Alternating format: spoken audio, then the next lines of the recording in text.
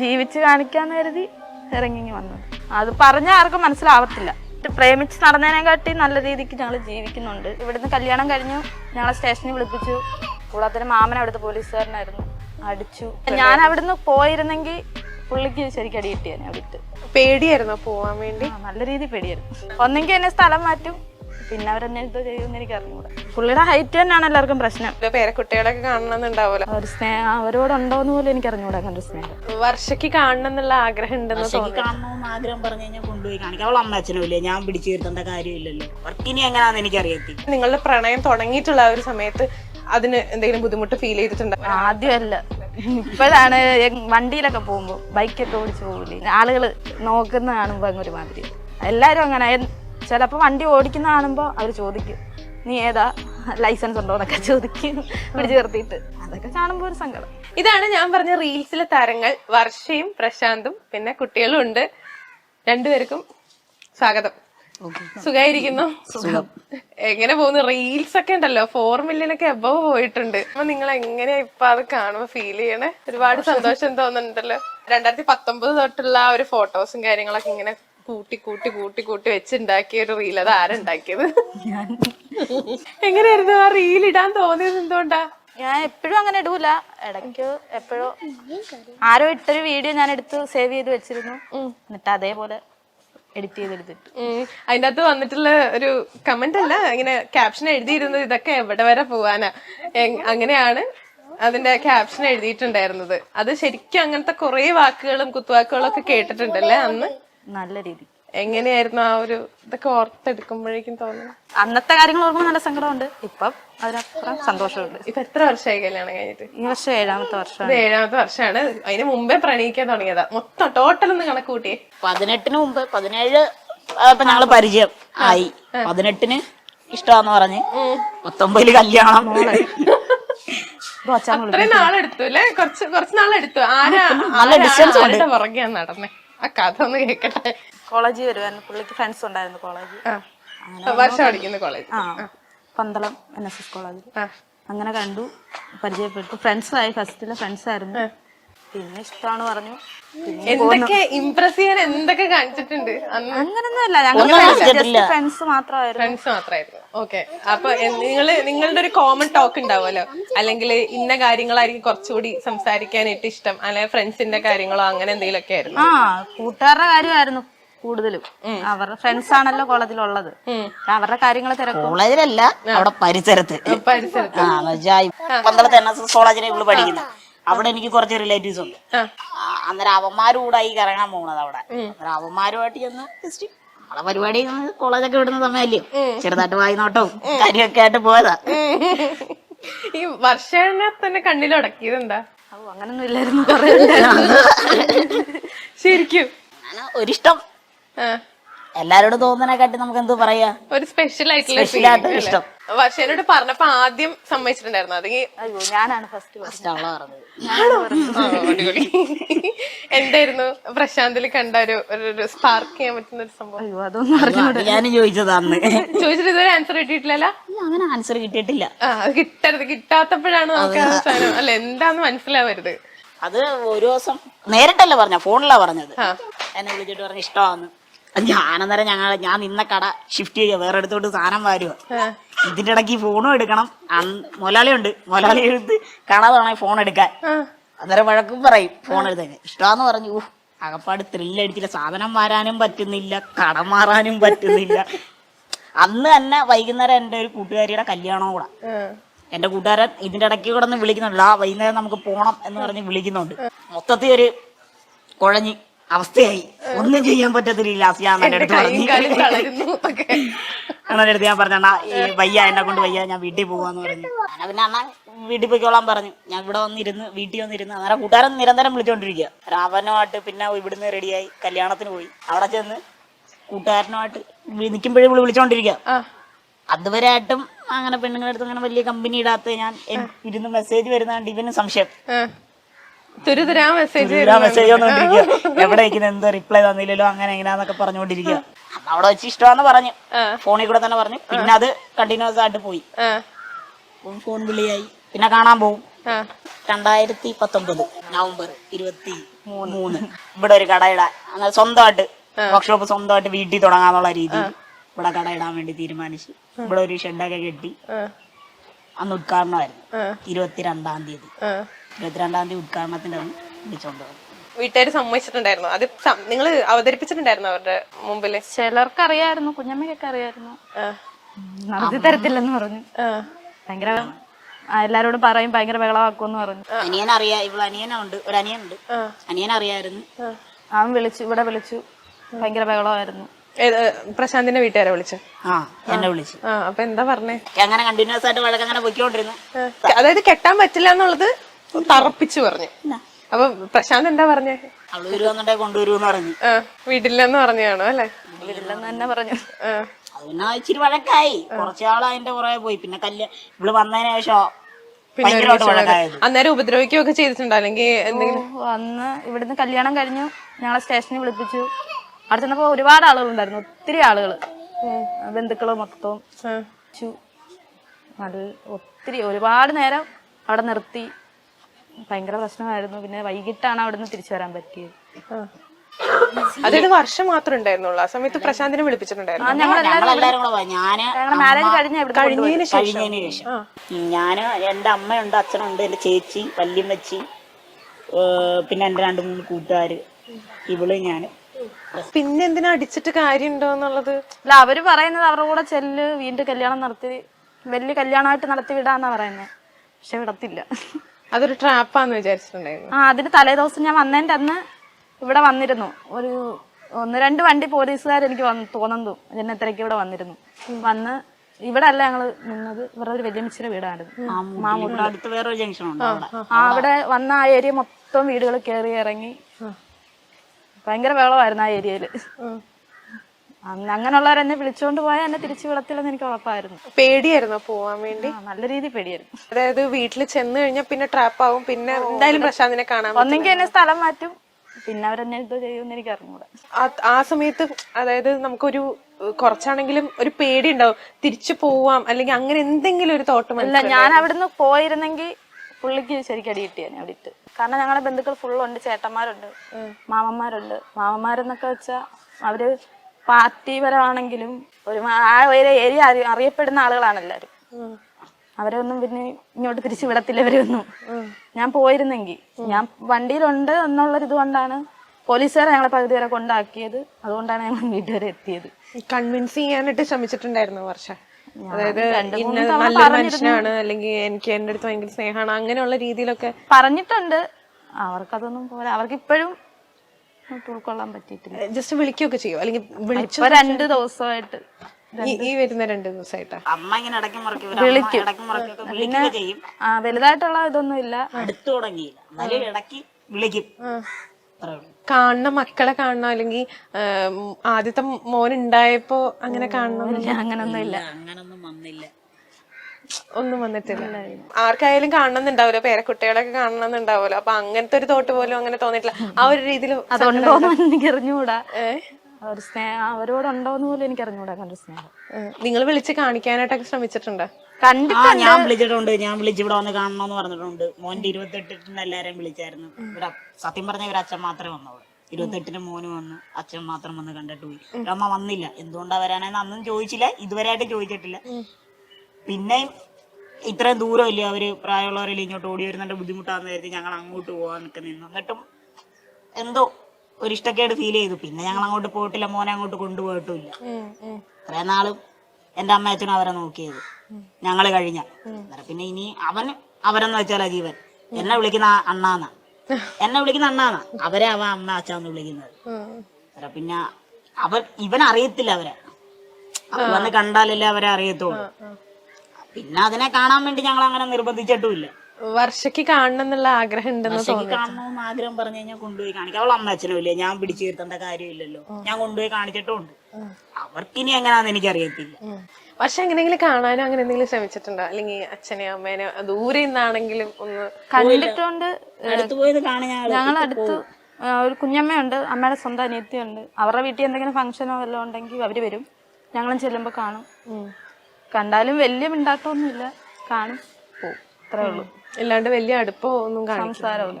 കുടുംബത്തിൽ ആരെങ്കിലും സപ്പോർട്ട് ചെയ്ത് നിന്നിട്ടുണ്ടായിരുന്നു? അവര് തന്നെ ഇപ്പഴും ഞങ്ങളുടെ അടുത്ത് സപ്പോർട്ടിന് വെക്കുന്ന കുഞ്ഞമ്മയും കൊച്ചനും അവരുടെ വീട്ടിലാണ് നല്ല എന്തെങ്കിലും ആവശ്യം സപ്പോർട്ടാ.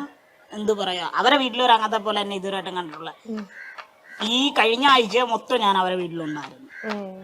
ഒരാഴ്ച ഫുള്ള്. അതുകൊണ്ട് ഇന്നലെ ഞാൻ അവിടെ ആയിരുന്നു. ഇന്ന് രാവിലെ അവിടുന്ന് വന്നത്. ഭയങ്കര സപ്പോർട്ടാ പുള്ളി. കൊച്ചെന്ന് കഴിഞ്ഞാൽ പുള്ളി എന്തു പറയാ, ഇവരെ ചേട്ടത്തിയുടെ മോളായില്ലെങ്കിലും പക്ഷെ എന്നെ ഒരു അനിയനെ പോലെ കാണുന്നത്. അതേ രീതിയിൽ തന്നെ നമ്മൾ തിരിച്ചു നിൽക്കുന്നത്. ഭയങ്കര കാര്യം. അവര് അന്ന് മുതല് മോൻ ജനിച്ചതിന് ശേഷം ഞങ്ങൾ അവരുമായിട്ട് ആദ്യം പോയി മിങ്കിളാവുന്നു. അന്ന് മുതലുള്ള സഹകരണം ഇന്ന് വരെ ഉണ്ട്. ഇപ്പൊ നമ്മുടെ സമൂഹത്തിലെ ഒരു ഭാര്യ ഭർത്തൃ സങ്കല്പം എന്ന് പറയുമ്പോഴേക്കും പൊക്കം കൂടിയ ഒരു ഭർത്താവും പൊക്കം കുറഞ്ഞൊരു ഭാര്യ, അങ്ങനെയാണ് നമ്മൾ കോമൺലി നമുക്ക് എല്ലാവർക്കും അക്സെപ്റ്റബിൾ ആയിട്ടുള്ള ഒരു കാര്യം. അല്ലാണ്ടുള്ളതൊക്കെ വേറെ രീതിയിലാണ് ആളുകൾ കാണുന്നത്. അപ്പോ ഞാൻ പറഞ്ഞത് ഓക്കെ. അപ്പോ ആ ഒരു സങ്കല്പത്തിൽ നിന്ന് മാറി, അല്ലെങ്കിൽ ഇങ്ങനെയും നമ്മുടെ മനുഷ്യര് ഒരു മനുഷ്യന്മാരാണെന്നുള്ള രീതിയിൽ നമുക്ക് ജീവിക്കാൻ പറ്റും എന്നുള്ള രീതിയിൽ തെളിയിച്ച രണ്ടാൾക്കാരാണ്. അപ്പം ബാക്കിയുള്ളവർക്ക് ഇത് പറഞ്ഞ് മനസ്സിലാക്കി കൊടുക്കാൻ നമുക്ക് ഭയങ്കര ബുദ്ധിമുട്ടായിരിക്കും. അല്ലെങ്കിൽ ഞങ്ങൾക്ക് സ്നേഹമാണ് നമുക്ക് ഇമ്പോർട്ടന്റ് ആയിട്ടുള്ള കാര്യം എന്നുള്ളത് തെളിയിച്ചു കൊടുക്കാനും അത് പറഞ്ഞു കൊടുക്കാനും ഭയങ്കര ബുദ്ധിമുട്ടായിരിക്കും. ആദ്യത്തെ ആ സമയത്ത് നിങ്ങളുടെ പ്രണയം തുടങ്ങിയിട്ടുള്ള ആ ഒരു സമയത്ത് അതിന് എന്തെങ്കിലും ബുദ്ധിമുട്ട് ഫീൽ ചെയ്തിട്ടുണ്ടോ? അല്ലെങ്കിൽ ഒരാളെ പറഞ്ഞ് മനസ്സിലാക്കാൻ? ഇപ്പോഴാണ് വണ്ടിയിലൊക്കെ പോകുമ്പോ, ബൈക്കൊക്കെ ഓടിച്ചു പോകൂലേ, ആളുകള് നോക്കുന്ന കാണുമ്പോ അങ്ങൊരു മാതിരി. അവര് വണ്ടി ഓടിച്ചായിരിക്കും പോകുന്നത്. അവര് തിരിഞ്ഞു നോക്കി ആയിരിക്കും പോകുന്നത്. ഇപ്പൊ വീഴുമെന്നുള്ള രീതിയിലാണ് അവര് പോകുന്നത്. എല്ലാരും അങ്ങനെ.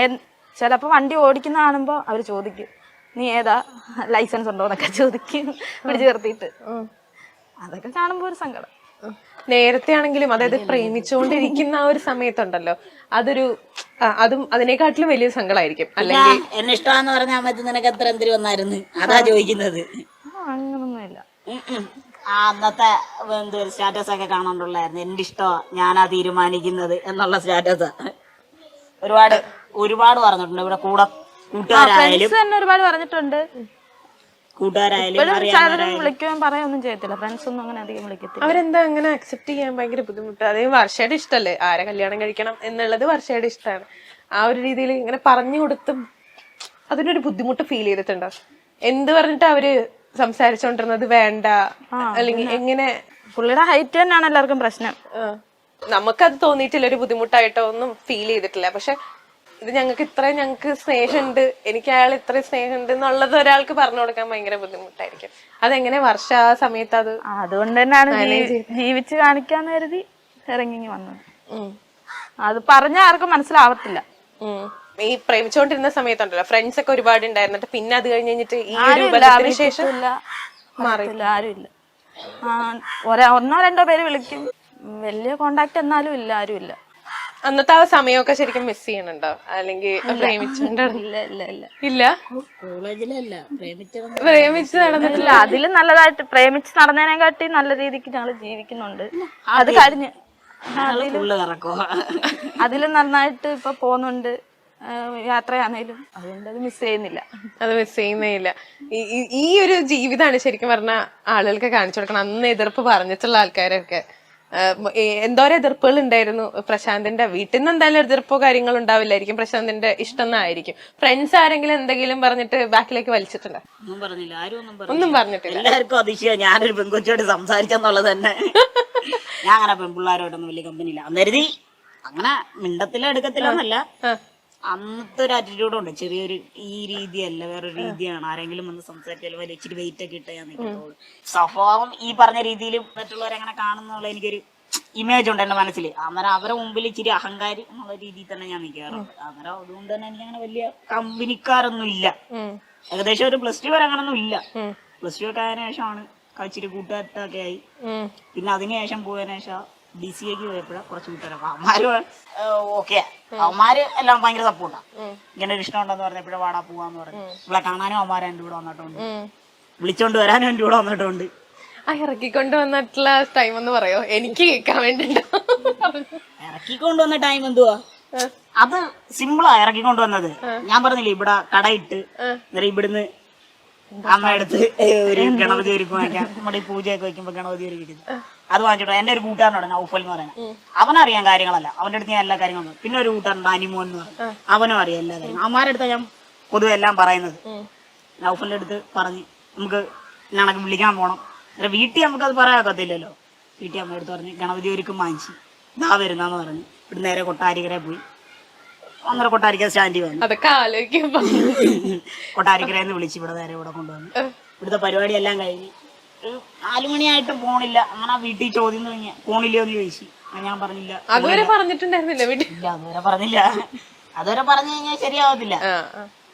ഞാൻ പറഞ്ഞു പോണില്ല, ഇനി ഇവിടെ നിൽക്കുമെന്ന് പറഞ്ഞു. അതുകൊണ്ട് അമ്മ വിളിച്ച് പറയാം, അവരമ്മയെ വിളിച്ച് അമ്മ പറയണമെന്ന് പറഞ്ഞു. വിളിച്ച് പറഞ്ഞു വഴക്കായി. ഭയങ്കര തെരുവിളിയായി, ഭയങ്കര ചീത്ത വിളിയായി.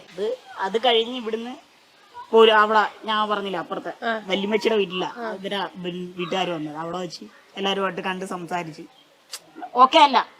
സംസാരിച്ചപ്പോഴും ഓക്കെ അല്ല. അവരച്ഛൻ കുഴപ്പമില്ല. ഇവരച്ഛൻ അന്നും ഇന്നും ഒന്നും പറഞ്ഞിട്ടില്ല. പുള്ളി ഒരു സൈലന്റ് ക്യാരക്ടർ, ഒന്നും പറഞ്ഞിട്ടില്ല. ഓക്കെ അല്ലെന്ന് പറഞ്ഞു. അവിടുന്ന് നേരെ അവര് പോയി. ഇവിടുന്ന് കല്യാണം കഴിഞ്ഞ് ഇവരെ മാമൻ വിളിച്ച് സ്റ്റേഷനിൽ വരണം. അന്നേരം ഇവരെ വീട് അടൂരില്ലേ, അടൂര് സ്റ്റേഷനിൽ വന്ന് റിപ്പോർട്ട് എഴുതണം.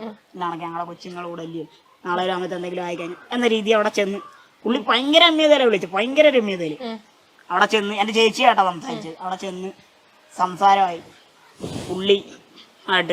പുള്ളിയായിട്ട് എല്ലാവരുമായിട്ട് സംസാരമായി. വഴക്കായി. ഞാൻ ഇത് കണക്ക് ഇങ്ങനെ ഇരിക്കോ, ഒറ്റയ്ക്ക് ഇരിക്കോ ഞാൻ. അന്നേരം ഒരു 10-20 പേര് ചുറ്റിനും വന്നു നിന്ന് നീ ഞങ്ങളുടെ വീട്ടിലെ പെൺകൊച്ചിനെ കൊണ്ടുപോകണം എന്ന് ചോദിച്ചിരിക്കും. ഒറ്റയ്ക്കില്ല, ഞാൻ എന്തോ ചെയ്യാൻ പറ്റും എന്തൊക്കെയാ പറഞ്ഞു. അന്നേരം എന്റെ കൂട്ടുകാരൻ ഇവൻ നൗഫൽ പോയി പോലീസ് സ്റ്റേഷനിൽ പോയി പോലീസുകാരെ വിളിച്ചുകൊണ്ട് വന്ന് പോലീസ് ജീപ്പ് അവിടെ വന്നില്ലെന്നുണ്ടെങ്കിൽ എനിക്ക് അടി കിട്ടിയാണ്. ഇച്ചിരി റിസ്ക് ആയിരുന്നു. പേടി ഉണ്ടായിരുന്നില്ലേ ആ സമയത്ത്? എങ്ങനെ കഴിഞ്ഞു കിട്ടുമെന്ന് ആലോചിച്ചിട്ട് ഒരു പേടി ഉണ്ടായിരുന്നു. അവിടുന്ന് എങ്ങനെയെങ്കിലും ഇങ്ങോട്ട് വന്നാൽ മതി. കാരണം അത്രയ്ക്ക് ആളുകളുണ്ടായിരുന്നു. ഒരു 10-50 പേരെങ്കിലും കാണുമായിരിക്കും. 50 പേർക്ക് ഇടയ്ക്ക് ഞങ്ങൾ ഇവിടുന്ന് 4-3-7 പേര് പോയിട്ട് എന്തോ ചെയ്യാനാ, എന്തോ കാണിക്കാനോ, നമുക്കൊന്നും കാണിക്കാൻ പോരാത്തന്നെ അവരുടെ സ്ഥലവും കൂടെ നമ്മളെന്തോ ചെയ്യാനാ. എനിക്ക് പേടിയെന്ന് വെച്ച് കഴിഞ്ഞാൽ എന്നെ വിശ്വസിച്ചായിരിക്കും എന്റെ വീട്ടുകാരായാലും എന്റെ ബന്ധുക്കാരെ എന്റെ കൂട്ടുകാരന്മാരെ വന്നു അവർക്ക് എന്തെങ്കിലും പറ്റിക്കഴിഞ്ഞാൽ അതൊരു വിഷമം, എന്നും അതൊരു വിഷമമായിരിക്കും എനിക്ക്. എല്ലാരും ഭയങ്കര സപ്പോർട്ടായിരുന്നു എന്റെ അടുത്ത്. എല്ലാരും പറഞ്ഞു നീ ഒന്നും പേടിക്കണ്ട, നിന്റെ കൂടെ ഉണ്ട് ഞങ്ങള്. പക്ഷെ എന്റെ പേടി ഇതായിരുന്നു. എന്നെ 2 അടി അടിച്ചാലും ഞാൻ ചെയ്ത തെറ്റിനാ, എനിക്ക് കിട്ടിയാലും കുഴപ്പമില്ല. അവർക്ക് അടി കിട്ടിയ നമുക്കൊരു വിഷമമില്ല. പക്ഷെ ഭാഗ്യം അവിടെ ഒന്നും നടന്നില്ല, പ്രശ്നമായിട്ടൊന്നും നടന്നില്ല. അവിടുന്ന് പിന്നെ അടൂര് സിഗ്നലിൽ നിന്ന് ഞങ്ങൾ ഇവിടുന്ന് ഒരു ഷോർട്ട് കട്ട് ഉണ്ട് ഇങ്ങോട്ട് വരാം, കടമ്പനാട് വഴി. അതുവഴി ഞങ്ങൾ അങ്ങോട്ട് കൊണ്ടുവന്നു. പോലീസുകാർ പകുതി വരെ വന്നു. ഞങ്ങൾ വന്ന വണ്ടിയുടെ ഗ്ലാസ് ഒക്കെ അടിച്ചു പൊട്ടിക്കാൻ ആളുകൾ വന്നായിരുന്നു, കാറിന്റെ. അതേ കണക്ക് വണ്ടിയുടെ കൂടെയും ആളുകൾ വന്നായിരുന്നു ബൈക്കിൽ. കാണിച്ചു തരാടാന്ന് പറഞ്ഞുകൊണ്ട് റിസ്ക് ആയിരുന്നു. ആലോചിക്കുമ്പോ എപ്പോഴും ഒരു പേടിയാണ്. പേടിയില്ല, ഒരു ത്രില്ല. ഈ ഒരു വീഡിയോ ഇറങ്ങി കഴിഞ്ഞപ്പോഴുണ്ടല്ലോ, വീട്ടിൽ നിന്ന് ആരെങ്കിലും അങ്ങനെ എന്തെങ്കിലും കോണ്ടാക്ട് ചെയ്യാൻ ശ്രമിച്ചായിരുന്നോ? ഫ്രണ്ട്സോ, പഴയ ഫ്രണ്ട്സോ? ഫ്രണ്ട്സ് എല്ലാരും മെസ്സേജ് ഇടുന്നുണ്ട്, ഇൻസ്റ്റ മെസ്സേജ് ഇടുന്നുണ്ട്. പിന്നെ മിണ്ടാതിരുന്ന 1-2 ബന്ധുക്കളില് എന്റെ ഫ്രണ്ട്സ് ഉണ്ടായിരുന്നു, അവരൊക്കെ മെസ്സേജ് ഇടാൻ തുടങ്ങി. അവരൊക്കെ ഇങ്ങനെ ചോദിച്ച ആൾക്കാരാണ്, ഇതൊക്കെ എവിടെ വരെ പോവാനാ? എന്നെ വഴക്ക്, നല്ല രീതിക്ക് വഴക്ക് പറഞ്ഞവരൊക്കെ. സംസാരമായിട്ടൊന്നുമല്ല, ഓരോ ഇമോജീസ് ഒക്കെ മെസ്സേജ് ഇട്ടു എല്ലാരും. സന്തോഷം അവരെല്ലാം ഇട്ടു. അത് കാണുമ്പോ ഉണ്ടല്ലോ, നമ്മൾ അന്ന് ഒരുപാട് വിഷമിച്ചിട്ട് പിന്നെ അത് കഴിഞ്ഞിട്ട് അവരുടെ മുമ്പിൽ ജയിച്ചു നിന്ന് കൊടുക്കുന്ന ഒരു ഫീൽ അല്ലായിരുന്നു? നല്ല രീതിക്ക്. ഈ ആദ്യമേ കല്യാണം കഴിഞ്ഞ് കഴിഞ്ഞിട്ട് പെട്ടെന്ന് പ്രശാന്തിന്റെ ഫ്രണ്ട്സിനെ അറിയില്ലല്ലോ, കുറച്ചു പേർക്കൊക്കെ അല്ലേ അറിയണ്ടാവുള്ളൂ. ഇപ്പോഴും അറിയത്തില്ല, ഇപ്പോഴും പലർക്കും അറിയത്തില്ല. കാണുമ്പോ കല്യാണം കഴിഞ്ഞിട്ട് വർഷമായിട്ട് പോയി നിന്ന ആ ഒരു ഫീൽ എന്ന് പറഞ്ഞേ എങ്ങനെ ഉണ്ടായിരുന്നു? പിന്നെ ആരും വിശ്വസിക്കത്തില്ല. ഞാനങ്ങനെ കൂട്ടുകാരെ വീട്ടിലൊന്നും അങ്ങനെ പൊതുവെ പോവാറില്ല. എങ്കിലും നമ്മളെ ഈ കൂട്ടുകാരെന്ന് വെച്ച് കഴിഞ്ഞാൽ എന്റെ ഇച്ചിരി പ്രായമുള്ളവരൊക്കെ ആയിരിക്കും ചിലപ്പോ എന്റെ കൂട്ടുകാർ. അവന്മാരുടെ അടുത്തൊക്കെ ചെല്ലുമ്പോൾ അവന്മാരിങ്ങനെ എന്താ പറയാ, അമ്മാരെ കട ജോലി ചെയ്യുന്നവരൊക്കെ ഉണ്ട്. അമ്മാരിങ്ങനെ പറയും, ചേട്ടാ ഞാൻ ചമന്തോപ്പി കടകളാണ്, ചേട്ടനെ കാണാൻ നല്ല ഇല്ലയോ, ചേട്ടാ ഞങ്ങളുടെ കൂടെ നാട്ടിൽ വരുമോ, അവിടുന്ന് നമുക്കൊരു കല്യാണമൊക്കെ കഴിക്കാം. ഞാൻ വരാലോ. എന്റെ ഒരു കൂട്ടുകാരൻ അടുത്താണ് ഈ നൗഫൽ എന്ന് പറയുന്ന എന്റെ അനിയനുണ്ട്. നൗഫൽ അവനൊരു അനിയനുണ്ട്. അവൻ പറഞ്ഞു എന്തുവാടാ പറയുന്ന, അവൻ കെട്ടി 2 പിള്ളേർ, അവനൊരു കൊച്ചൊക്കെ ഉണ്ടാ, നീ അവനെ കൊണ്ട് കെട്ടിക്കാ, ഞാനല്ലേ ഇവിടെ കെട്ടാതിരിക്കുന്നത്, എന്നെ കൊണ്ടു. അവന് വേണ്ടി ആ കാര്യങ്ങൾ അവൻ ഇപ്പോഴും പറയാത്. എന്റെ കല്യാണം തുടക്കം ഇട്ടാ ഞാനാ ഞങ്ങളുടെ ഗ്രൂപ്പില്, എന്റെ കൂട്ടുകാരെ കൂട്ടത്തിൽ. ശേഷം പിന്നെ ലാസ്റ്റ് നൗഫലിക്കാൻ കെട്ടി. സഹായിച്ചിട്ടുണ്ടായിരുന്നോ കല്യാണത്തിന്? അവനോ? അല്ല ഞാനോ? പിന്നെ ആദ്യം വിളിച്ചിട്ട് എന്റെ അടുത്താ പറഞ്ഞത്, ഇന്നാണൊക്കെ നീ വീട് വരെ പറഞ്ഞു. ഞാൻ പറഞ്ഞില്ല, ഞാൻ കഴിച്ചോണ്ടിരിക്കുക. ഇമോഷനായി. എന്ത് കാര്യം പറയണം, അത് നിന്റെ പെണ്ണിനെ വിളിച്ചിറക്കിക്കൊണ്ട് വരാൻ ഞാൻ നിന്റെ കൂടെ വന്നിട്ട് നിനക്ക് എന്റെ പെണ്ണ് വന്ന് വരാൻ വയ്യോടാന്ന് ചോദിച്ചു. അവിടെ ട്വിസ്റ്റ്. അവിടെ ചെന്ന് കാര്യമൊക്കെ പറഞ്ഞ് വീട്ടിലൊക്കെ സെറ്റ് ചെയ്ത് ആളാപ്പിയ. അവിടെ ഇത്ര ത്രില്ലുണ്ടായിരുന്നു ആ വിളിച്ചോണ്ട് ആർക്കും ഇത്രയും ത്രില്ല് കാണത്തില്ല. എല്ലാരും പറയും വലിയ കാര്യമായിട്ട് പറയുമ്പോ നമ്മൾ അന്നേരം ഓർക്കുമോ ഇതിലൊക്കെ വലുത് വലുത് ചാടി കിടന്നവനാണ് ഈ KK ജോസഫ്. പക്ഷെ കുറച്ചുനാളും ഇപ്പൊ നൗഫല് കല്യാണം കഴിച്ച് ഈ ഇടയ്ക്കായിരിക്കും. പക്ഷെ അന്നെന്ന് പറഞ്ഞു കഴിഞ്ഞാൽ കുറച്ചുകൂടി ബുദ്ധിമുട്ടല്ലേ. അതായത് കുറച്ച് വർഷങ്ങൾക്ക് മുമ്പാണ് സോഷ്യൽ മീഡിയ കുറച്ചുകൂടെ ആക്റ്റീവായി വരണേ ഉള്ളൂ. ഇപ്പൊ ഇടുന്നുണ്ടെങ്കിൽ ഒന്ന് ആലോചിച്ച് നോക്കിയ ആളുകൾ എന്തെങ്കിലും ഒക്കെ ഇട്ട് നാറ്റിച്ചെടുത്തേനെന്ന് തോന്നിയിട്ടുണ്ട്. ഇപ്പൊ ഇടുന്ന വീഡിയോക്ക് എല്ലാം കമന്റ് വരുന്നുണ്ട്. ഇപ്പൊ എങ്ങനത്തെ കമന്റ്സാ കൂടുതലും വരാറ്? കൊറേയൊക്കെ ഞാൻ കണ്ടത് പോസിറ്റീവ് കമന്റ്സ് ആട്ടോ. നെഗറ്റീവ് എല്ലാം ഞാൻ ഡിലീറ്റ് ആയി കളഞ്ഞതാണോ? നമുക്ക് എന്തെന്നാ പറഞ്ഞിട്ട് വരാ നെഗറ്റീവ് കമന്റ് ഇടുന്നത്? നല്ല രീതിയിൽ കളിയാക്കും. പിന്നെ ചിലര് തെറിയൊക്കെ ഇടും. അന്നേരം ഞാൻ അത് ഡിലീറ്റ് ആയി കളയും. ഇവർക്കൊക്കെ എന്താ പ്രശ്നം എന്ന് ചിന്തിച്ചിട്ടുണ്ടോ? അല്ലെങ്കിൽ നമ്മളാണ് ജീവിക്കുന്നത്, നമ്മളാണ് മുന്നോട്ട് പോകേണ്ടത്, ഇവർക്ക് ആദ്യം സങ്കടം വരുമായിരുന്നു. ആദ്യത്തെ ചില കമന്റ് ഒക്കെ കണ്ടപ്പോ സങ്കടം വന്നു. ഇപ്പൊ മൈൻഡ് ചെയ്യാറില്ല. കഴിഞ്ഞ ദിവസം ഒരു യൂട്യൂബിൽ ഒരു വീഡിയോ വന്നു, അതിന് വിട്ടു ഒരാള്. കറക്റ്റ് ആയിട്ടെല്ലാം നോക്കുക അല്ലേ? ഈ വീഡിയോസ് ഒക്കെ കറക്റ്റ് ആയിട്ട് അപ്ലോഡ് ചെയ്യാറുണ്ടോ? അല്ലെങ്കിൽ തോന്നുമ്പോ നമുക്ക് ഇങ്ങനെ തോന്നുമ്പോ അങ്ങനെ ചുമ്മാ എപ്പോഴെങ്കിലും കൈ കിട്ടും അന്നേരം എടുത്ത്. പക്ഷെ ഈ വീഡിയോ ആയിരുന്നു രാശി കേട്ടോ. അത് കഴിഞ്ഞിട്ട് പിന്നെ ഒരു ഗേറ്റായിരുന്നു. ഇനിയിപ്പോ ഇൻസ്റ്റയൊക്കെ അടിപൊളിയായിട്ട് നോക്കോ? എന്താണ് പ്ലാൻസ്? അങ്ങനൊന്നുമില്ല. അതെന്ന് പറഞ്ഞ് നമ്മൾ നിക്കാൻ ഒക്കത്തില്ല. നമുക്ക് പുള്ളിക്ക് ജോലിയുണ്ട്, പുള്ളി ഇന്ന് വൈകിട്ട് പോവാൻ നിക്കാണ്. അത് ഞാൻ വിളിച്ച് ചോദിച്ചോണ്ടിരുന്നില്ല എപ്പോഴാ വരുന്നുള്ളത്. നമ്മള് വരുമ്പോ വിളിച്ചു ചോദിക്കുന്നുണ്ടായിരുന്നു എപ്പോഴാ വരുന്നത് എന്നുള്ളത്. ഇപ്പൊ എന്താ ചെയ്യുന്ന? മെക്കാനിക് അല്ലേ? Bike mechanic. പക്ഷെ എന്തെങ്കിലും ചെയ്യുന്നുണ്ടോ? ഹൗസ് വൈഫാണ്. 2 കുട്ടികളുണ്ട് അല്ലെ? ആദ്യത്തെ മോന് എത്ര വയസ്സായി? 4.5. ആള് രണ്ടാമത്തെ ആളോ? 2.5 വയസ്സ്. അപ്പൊ ഹാപ്പി ആയിട്ട് പോകുന്നു. ഇത് തന്നെ.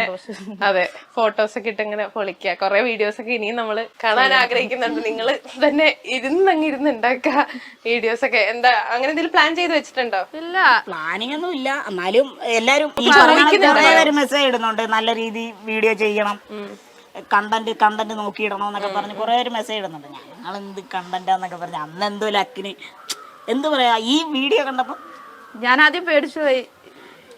മെസ്സേജ് റീച്ച് ഭയങ്കരമായിട്ട് വരാൻ ഞാൻ അവസാനം മേടിച്ചു അത് ഡിലീറ്റ് ആയി കളഞ്ഞാലോ. ഇനി ഫോൺ ഓഫാക്കി വരെ വെച്ചു ഞാൻ. ഞാൻ അന്നേരം ഇവിടെ ഞങ്ങളുടെ വീട്ടിൽ നിന്ന് കല്ലടയിൽ ഇരിക്കുക. ഇവിടുന്ന് ഇച്ചിരി ദൂരമുണ്ട്. അവിടെ ഇരിക്കുക. അവിടെ ഇരുന്നപ്പോ എന്നെ വിളിച്ചിട്ട് പറഞ്ഞു എന്റെ വീഡിയോ ഫോൺ അനങ്ങുന്നില്ല, ഇങ്ങനെ മെസ്സേജ് വന്നുകൊണ്ടിരിക്കുന്നു. ഞാൻ എന്തോ ഇത് ഇന്നാണൊക്കെ ഒരു വീഡിയോ ഇട്ട് അതിന്റെ ഞാൻ പറഞ്ഞ എന്ത് അതിനിപ്പോ എന്തോ അതിങ്ങനെ ലൈക്കും കമന്റും കയറിക്കൊണ്ടിരിക്കുക, വ്യൂസും കൂടിക്കൊണ്ടിരിക്കുക. എനിക്കങ്ങ് പേടി വന്നു. ഞാനങ്ങ് ഡിലീറ്റ് ചെയ്യട്ടെന്ന് ചോദിച്ചു. ഞാൻ പറഞ്ഞ അവിടെ കിടക്കട്ടെ, നമുക്ക് നോക്കാം എവിടെ വരെ പോകും നോക്കാന്ന് പറഞ്ഞു. അത് സത്യം പറഞ്ഞാൽ അന്ന് ഞാൻ ഇവിടുന്ന് രാവിലെ ഉച്ചയൊക്കെ 3 മണിയായപ്പോ ഇവിടെ വന്നു. അന്നേരം പിന്നെ 5 ദിവസം വരെ കണ്ട് കഴിഞ്ഞത്. അപ്പൊ തന്നെ തോന്നി ഇത് കയ്യിന്ന് പോയി. നല്ല 2-3 സെലിബ്രിറ്റികളൊക്കെ ഇട്ടപ്പോഴത്തേന് പിന്നെയും കുറയുന്നില്ല, പിന്നെയും കൂടി വരുന്നു. എന്തായാലും വീഡിയോ ഇടാൻ തോന്നിയത് ഒരു നല്ലതിനാന്ന് വിചാരിച്ചോളൂ. അങ്ങനെ മുന്നോട്ട് പോട്ടെ, അടിപൊളിയായിട്ട് പോട്ടെ ഫാമിലി ലൈഫൊക്കെ. ഇനി വീട്ടുകാർ കോണ്ടാക്ട് ചെയ്യട്ടെ, അത് തന്നെ പ്രാർത്ഥിക്കാം. Okay, thank you so much.